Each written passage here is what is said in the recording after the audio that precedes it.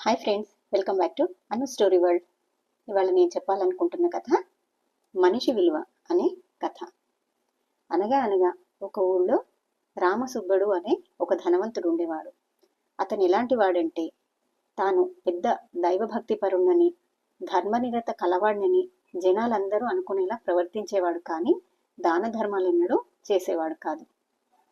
అలాంటి ఈ రామసుబ్బడు ఒకరోజు దేవాలయానికి వెళ్ళి కొలనులో కాళ్ళు చేతులు మొహం కడుక్కుందామని కొలనులోకి దిగి మెట్ల మీద నుండి జారి కొలంలోకి పడిపోయాడు.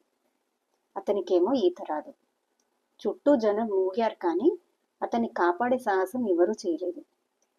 దగ్గరలో ఉన్న మండపం దగ్గర ఉన్న ఒక సన్యాసి ఇది గమనించి నీళ్లలోనికి దూకి రామసుబ్బడిని కాపాడి ఒడ్డుకి చేర్చాడు.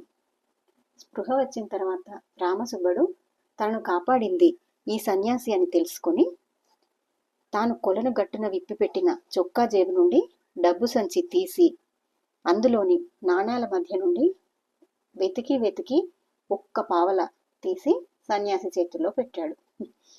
ఆ సంచిలో ఇంకా చాలా డబ్బు ధనం చాలా ఉన్నాయి.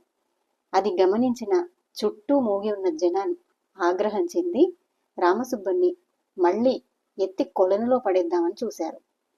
అప్పుడు సన్యాసి వారిని వారించి, మీరెందుకు కోప్పడుతున్నారు? అతడి విలువెంతో అంతా అతనిచ్చాడు, పాపం వదిలేయండి అన్నాడు. ఆ మాటలతో ధనవంతుడి నిజమైన స్వరూపం ఏంటో జనానికి తెలిసింది. కొట్టకుండా తిట్టకుండానే అతని విలువేంటి, అతని బుద్ధి ఏంటి అనేది ప్రజలకి తెలిసేలా చేశాడు సన్యాసి. అది కథ.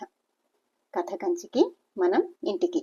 మరిన్ని మంచి కథల కోసం నా ఛానల్ని సబ్స్క్రైబ్ చేసుకోండి. Thank you.